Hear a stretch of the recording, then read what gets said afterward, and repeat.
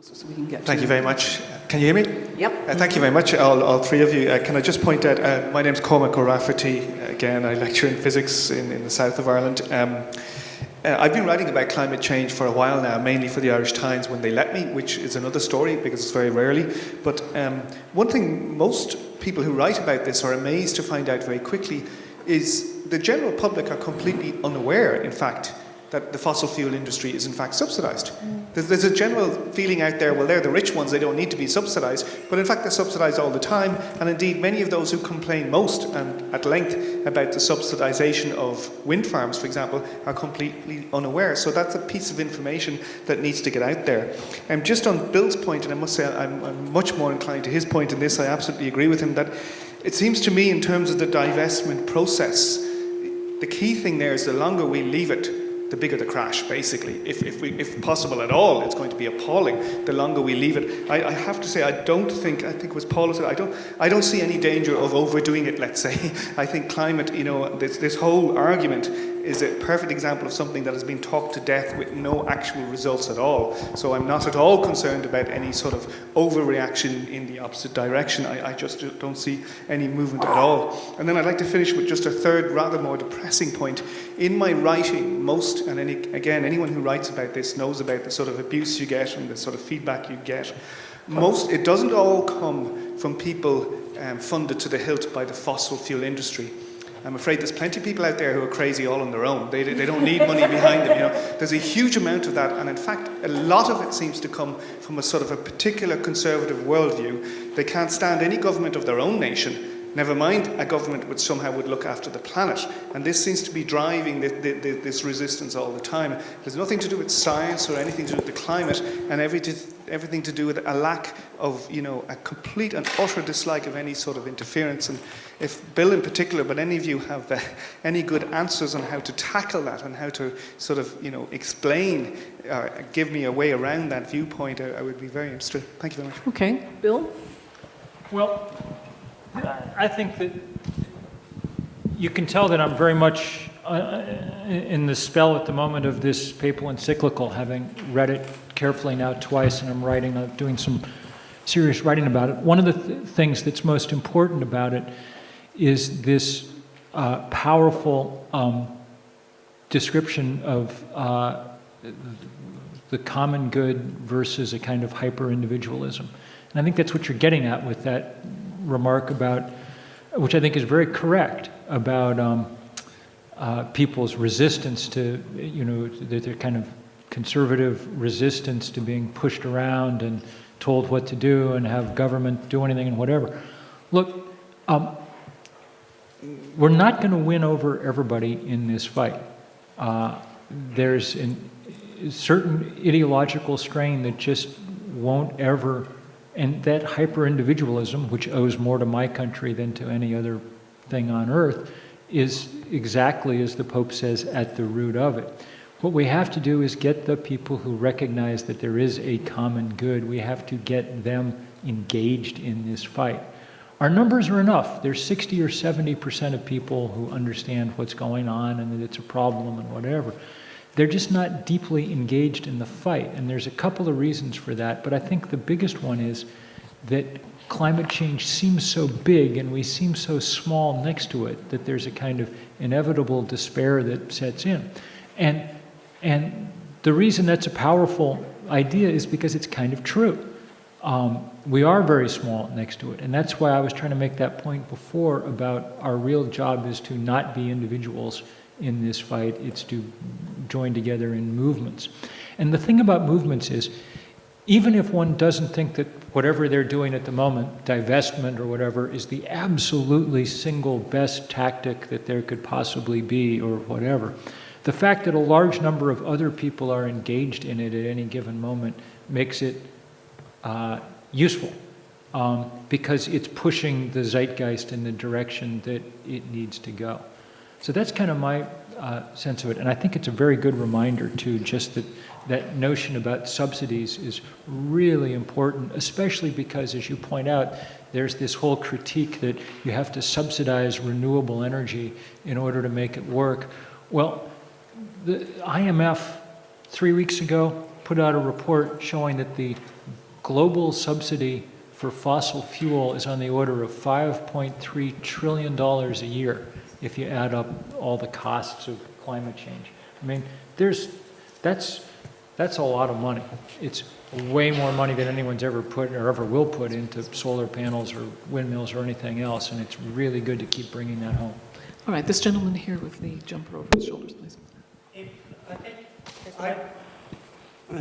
Sean Lyons is my name. I'm a retired person.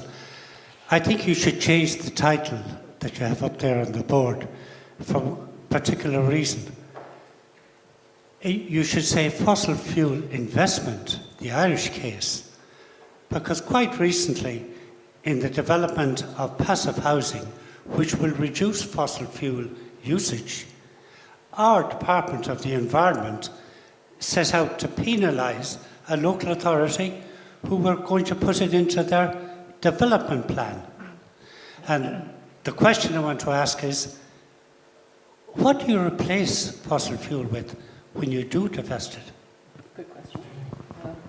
Paul, how about if you answer that one? That one's on. Thank you.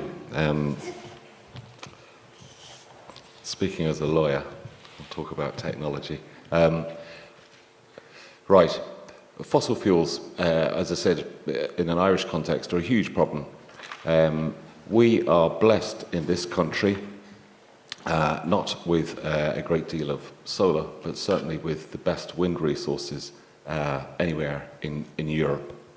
And I think that if you also extend that out to some of the larger infrastructure projects, like the work that's going on around tidal power, again, Ireland is blessed with great natural resources. I know that the current focus of some of the guys in New Era is around stimulating biomass, the biomass industry in Ireland. So three clear examples of how we can use natural or renewable power in place of fossil fuels. And I suppose the other aspect is around the research that's going on about how you make fossil fuels clean. That's something that I think is quite interesting, and we're aware of European oil companies actually starting to put money into research as to how you clean coal, for example. And I think that's quite important, and I think it actually underlines what Bill was saying before about that these large multinationals are kind of beginning to smell that the game of fossil fuels is up. There's a lady right here in the front, please.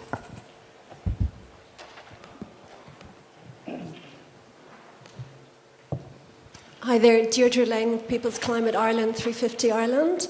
So Irish women tend to emigrate more than Irish men. So we have generations of Irish women working overseas in climate justice, doctors, nurses, carers, bankers like myself. So we're all here meeting the challenge of climate justice. Paul, as a banker, the fossil fuel divestment options that we have in Ireland are very limited. As the bankers behind the post office, for example, in Britain, there are phenomenal leaps and bounds in products and risk and innovation and technology we can apply, so both locally in Europe and across seas as well. So in the interest of giving us a fossil-free option, do you think your bank can offer an actual fossil-free fund, for example? So you have an ethical fund, but that includes ExxonMobil, that includes BP and other companies as well. So we're looking for something that can actually help us invest as women. So women work more in agriculture in Europe and across Africa than men. The men manage the budgets, but the women actually earn the money. So on behalf of the women of the world, and thank you, Bill McKibben, for helping us, can we help with the bankers to design a solution that will help us?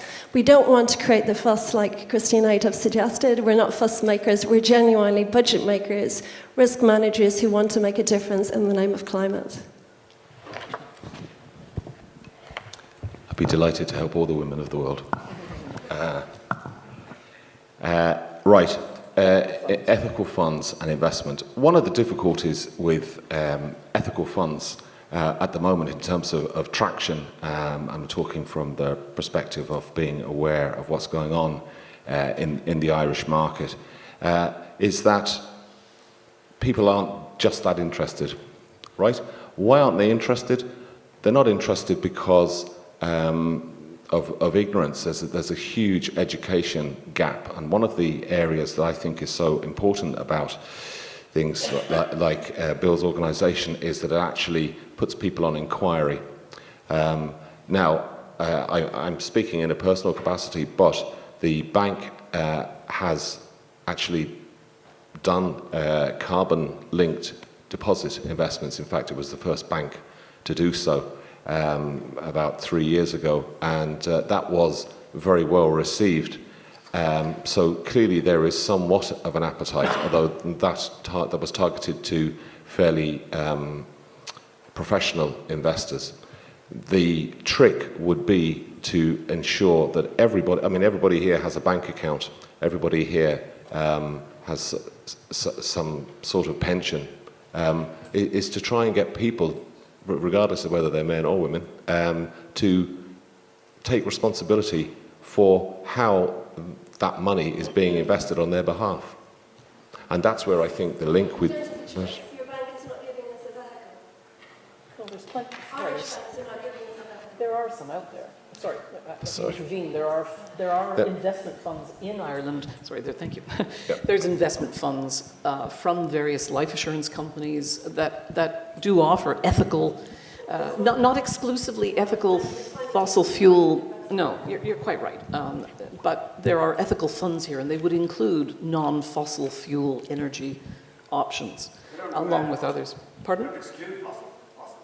There's no fund in Ireland that excludes fossils. I don't think there are any. I mean, Paul would know this better than I. I'm not sure that there are exclusive I'm sure there must be. So now there's non-ethical, fuel if there funds. aren't, there should be soon, and somebody will figure out quickly how to make some money doing it, because around the rest of the world it's happening fast. BlackRock has a The BlackRock big- Renewables is a big fund. I don't believe that they have any fossil fuels in that renewable fund. And also, FTSE for Good is something that's being that has been structured and is available. But Oisín, I take the point. I think one of the difficulties that exist, and this is why I'm so interested in the whole idea about fiduciary duty. There are a good example would be the Eurostoxx 50 index. 30% of the shares that comprise that index would be fossil fuel related. And it might surprise you to know that it's the most popular index which is used to package up investments for individuals. So people are putting money in an index which, if my thesis is correct and there is going to be an adjustment in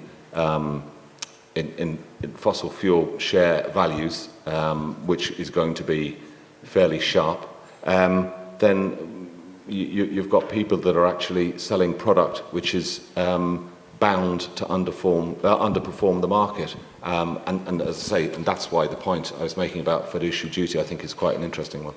Okay, we've quite a few questions. This gentleman here with the white hair is asking. Bill, you mentioned that they can't stop. The oil companies cannot stop. They're on a self-destruct trajectory. They're unreconstructed, and there's nothing that can stop them. Are we not on the same trajectory? We can't stop either. Let me just say that I'm an architect, and I'm in this room at the moment, and I see two things from the 20th century. Electricity, that bundle of electrons that you talk about, and concrete or cement. How do we go into the future with electricity and cement? Sure. So, yeah, I mean, let's just talk about energy for the moment.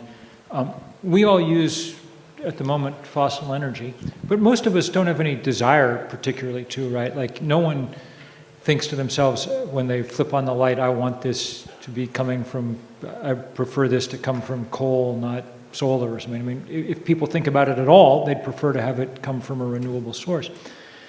I have a piece in the New Yorker magazine this week about some reporting about across the states about how we've finally reached the point where with all kinds of new technologies, it's now not just necessary but affordable for people to be radically altering their energy footprint.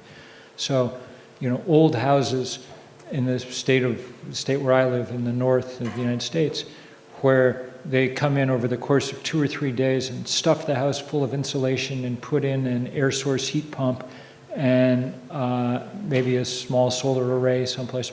And overnight, the carbon footprint of the house drops 85%, and their electric bill goes down. They finance the whole thing, and the total electric bill goes down. So I don't think we're on this kind of doomsday path necessarily. I mean, I'm in certain ways far more optimistic than I was even 10 years ago, because, as I said before, the price of a solar panel has fallen in that 10 years 80 or 85%, and you can sort of see what the end game might look like. The question is, why, given that we can do this, why aren't we doing it quickly? And it's, I think, because of the political power of those entities. There's plenty of other reasons too, but that's the thing that gets in the way the most. And so that's where we concentrate our efforts. But yeah, I mean, it's a very good point. And I should add with the oil companies that it's not that it's impossible to envision them doing the right thing. I mean, the day that there's a serious price on carbon, the day we break their political power and get a really serious price on carbon, boy, that's the day Exxon's suddenly going to decide that solar panels are a terrific thing. And they have the cash flow and everything else. I mean, if they wanted to, they could own this transition. I mean, they've got billions of dollars coming in the door every week. They and the utilities could be the ones who owned this transition. The problem is they're more comfortable trying to prolong the current state of affairs for another 5 or 10 years. Bill, can I just interrupt Yeah. and ask you? I recently read that Apple, which is a popular and hugely admired company, and probably the richest company in America and probably in the world, are talking about an iCar. Do you think it's the responsibility of other industries, not just the fuel industry, to take some leadership there and perhaps move the world and everybody, for Apple perhaps to do their part too? No, absolutely. In fact, I mean, Apple's one of these places where, with a lot of sort of pressure and things, they've begun to do some of the right things. Apple has actually done more in terms of green energy for its core business, for data centers and things than just about anybody, though one should keep pushing them. But they've hired the former head of the US EPA, Lisa Jackson, as their sustainability chief, and she's done pretty remarkable things. But yeah, there's room for everybody. The problem is that it's this set of structures around fossil fuel that are the problem. Above all, the fact that there's no price on it. Just keep reminding yourself when you think about this issue, the fact that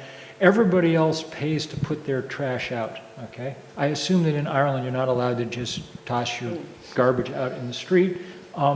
The only exception to that is the fossil fuel industry. They are allowed to toss their trash out for free.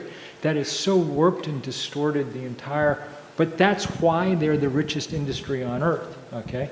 And that's why they work so hard. That's why the Koch brothers will spend $900 million on the next federal election.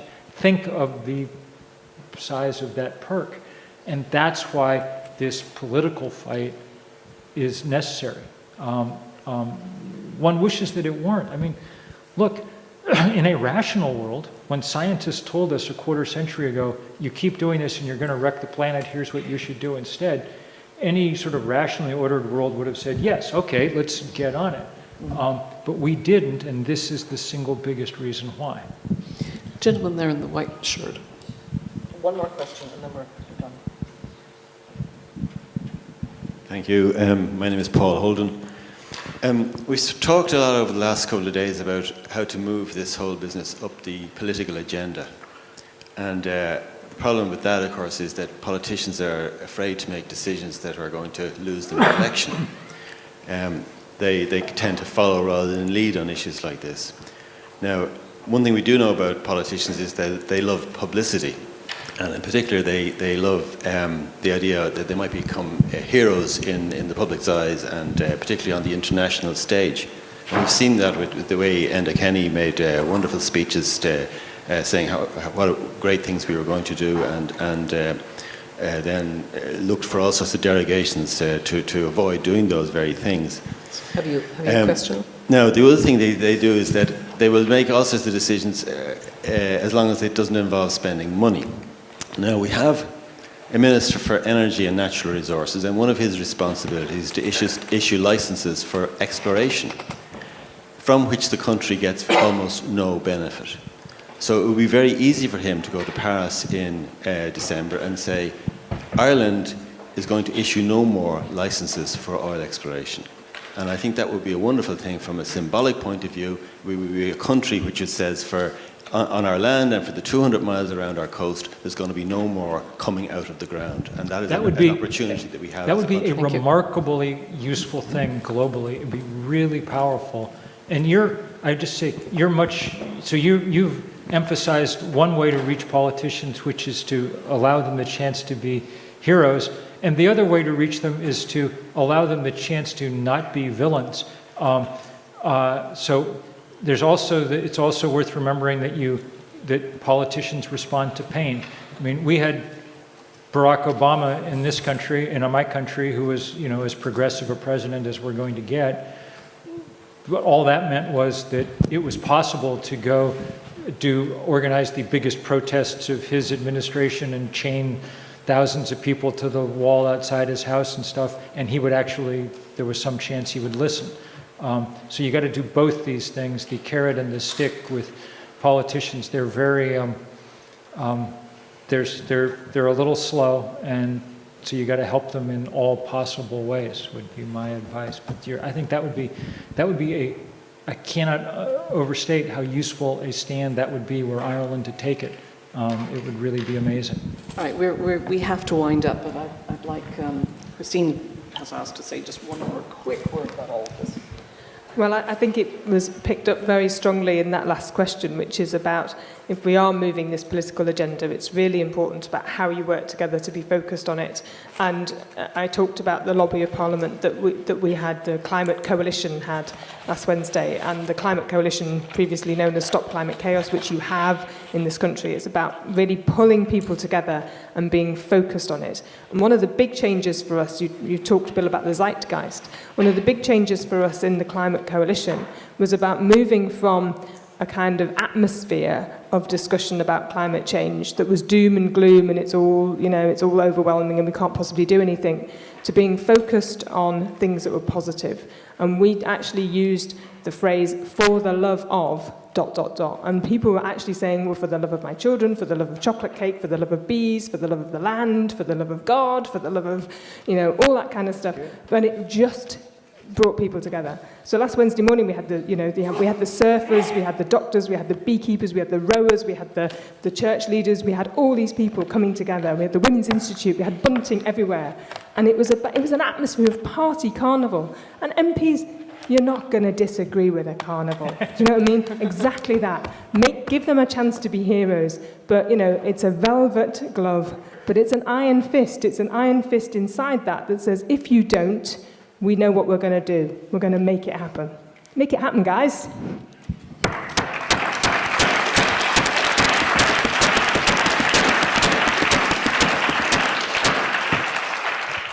We have to wind up. I'd like to thank all of you for coming to this session. I'd like to thank Bill and Christine and Paul for their contributions. I think what I've taken away from this is that, as Christine has just said, a lot of pressure has to be kept on, but I think we all have to accept that outside of this room, perhaps, all of our friends, our colleagues, our families are not as aware of these issues as we are. Everybody has to accept that they have to perhaps become a bit more knowledgeable about their own money and their investments if it's a matter of divesting out of fossil fuels and putting pressure on the great fossil fuel industry to switch to more sustainable and certainly safer fuel sources for all of us. I think also the question of affordability is something that we're all going to have to address, and the sacrifice perhaps that's going to have to be made if we do change the way that we power our world. And I think what's also extremely interesting, and this is something that we should all be reading up a lot more about, and that is the massive subsidy of our taxes and of the finances of this country that are going to support the industry that has caused so much damage. So again, thank you all for attending this particular session.